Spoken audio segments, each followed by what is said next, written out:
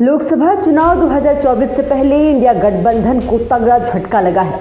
Trinamool Congress chief और पश्चिम बंगाल के मुख्यमंत्री ममता बनर्जी ने साफ कर दिया है कि उनकी पार्टी सूबे में अकेले चुनाव लड़ेगी। यह बड़ा ऐलान करते हुए 24 जनवरी को उन्होंने कांग्रेस और लेफ्ट पर भड़ास निकाली। ममता बनर्जी ने दावा किया कि उनके सभी प्रस्तावों को ठुकराया गया, इसलिए उन्होंने अकेले लड़ने का निर्णय लिया है। ममता के इस ऐलान के साथ ही विपक्षी इंडिया गठबंधन की तस्वीर और भविष्य पर संकट के बादल गहरे होते जा रहे हैं। ममता बनर्जी ने जब ये ऐलान किया, उपेक्षा का दर्द और तलखी भी झलकी। उन्होंने कहा कि मैंने जो भी सुझाव दिए वो सभी नकार दिए गए।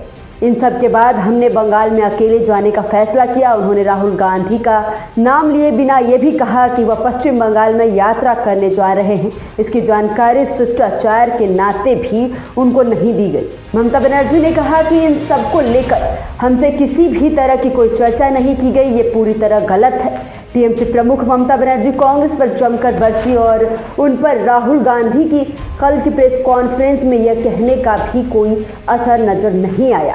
राहुल गांधी ने ये कहा था कि ममता बनर्जी और नीतीश कुमार समेत अन्य गठबंधन सहयोगियों के प्रमुख नेताओं को भी बुलाया जाएगा। ममता बनर्जी ने दो कहा, हमने पहले भी कहा कि कांग्रेस 300 सीटों पर चुनाव लड़े और क्षेत्रीय दलों को अपने क्षेत्र में बीजेपी से मुकाबला करने की इजाजत दे दे।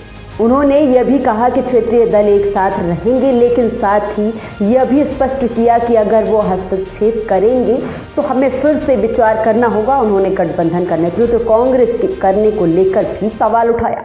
मतलब है कि टीएमसी ने साफ किया था कि वह कांग्रेस को 2 सीटें देगी।